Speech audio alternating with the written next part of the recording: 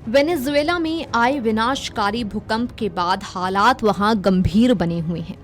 अधिकारियों के अनुसार इस आपदा में मरने वालों की संख्या बढ़कर 1430 हो गई है। एसोसिएटेड प्रेस ने अधिकारियों के हवाले से इसकी पुष्टि की।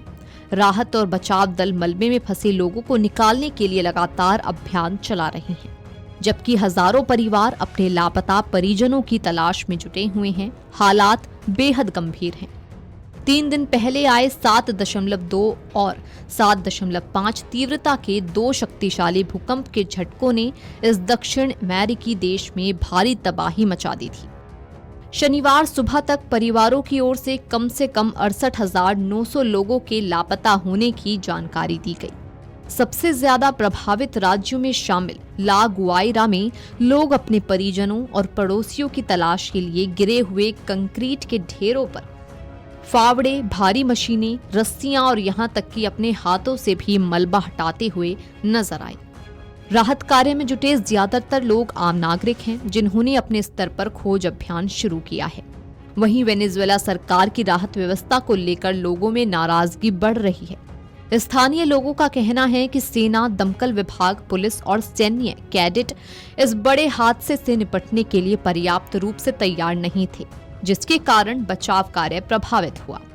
मिली जानकारी के मुताबिक कई इलाकों में राहत टीमों की कमी के चलते लोग परिजन को ढूंढने के लिए खुद ही हथौड़ों और दूसरे औजारों से इमारतों का मलबा हटाने में जुटे हुए हैं।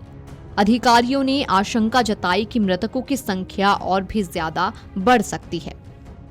ला गुआइरा प्रांत के सर्वाधिक प्रभावित क्षेत्रों में राहत कार्यों की धीमी गति के चलते लोगों में नाराजगी बढ़ रही है। यहाँ भारी मशीनों की कमी और सरकारी मदद ना के बराबर है। अंतर्राष्ट्रीय मदद भी पहुंचना शुरू हो गई है, लेकिन उसमें भोजन, दवाएं और टेंट जैसी चीजें हैं। मलबा हटाने की बड़ी मशीनें नहीं हैं। ला गुआइरा में 8 टावर वाले ह्यूगो शावेज हाउसिंग कॉम्प्लेक्स के मलबे की भारी स्लैब हटाने के लिए क्रेन तक नहीं है, जबकि अंदर कई लोग फंसे हुए हैं। दक्षिण अमेरिकी देश वेनेजुएला के मध्य क्षेत्र में शनिवार को 4.1 तीव्रता का एक और भूकंप का झटका महसूस किया गया। इस हफ्ते की शुरुआत में आए 2 विनाशकारी भूकंपों के बाद पहले से डरे हुए लोगों में इस नए झटके से फिर चिंता बढ़ गई। वेनेजुएला की भूकंप विज्ञान अनुसंधान संस्था ने बताया कि इस भूकंप का केंद्र ला गुआइरा शहर से लगभग 35 किलोमीटर पश्चिम में था।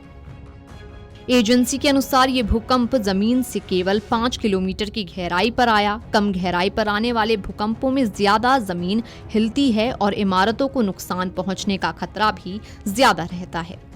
कराकास और आसपास के इलाकों में लोगों ने भूकंप के झटके महसूस किए। कई लोग डर के कारण तुरंत इमारतों से बाहर निकल आए। ये झटका ऐसे समय में आया जब बुधवार को आए 2 बड़े भूकंपों से कई इमारतें ढह गई थीं, भूस्खलन हुआ था और सैकड़ों लोगों की जान गई थी। Video desk amarujala.com। अगर आप ये वीडियो YouTube पर देख रहे हैं तो हमारे चैनल को सब्सक्राइब कर बेल आइकन दबाएं और Facebook पर देख रहे हैं तो हमारे पेज को लाइक करें।